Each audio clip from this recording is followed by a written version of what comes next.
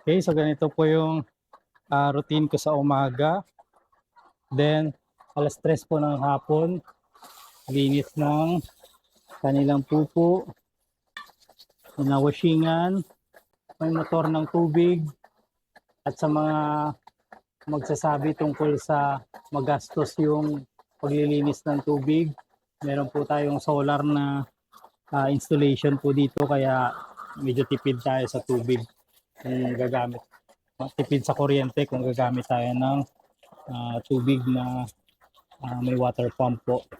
So nadidrain yung pupo nila po dun sa Puso Negro, sa drainage. Okay, sa mga nagtatanong po, dati po tayong OFW, isang seaman, dating nag-uutos sa barko, pero pagdating dito sa lupa, tagalinis tayo ng pupo ng manok.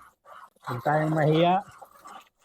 Pag nag-business, itlog nito is pwedeng ibenta at kita para sa pamilya. Dahil hindi na po tayo magbabarko, tambay na po tayo. So isa na tayong dakilang tambay. After siyang linisan ng tubig, sasabuyan natin ng tubig na binabara ng chlorine tablet. Okay, so ito siya, full chlorine tablet. Order sa Shopee. So meron siyang 5 tablets. Okay, so ganyan yung itsura niya. Then babad natin sa tubig. So matagal siya. So almost 1 month siya bago matunaw. Okay.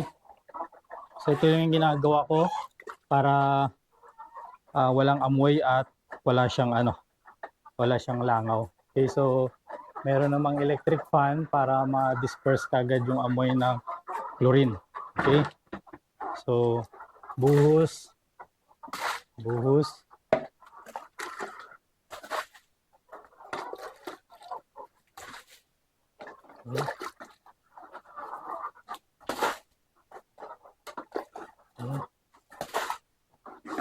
Ganyan lang para walang reklamo sa amoy,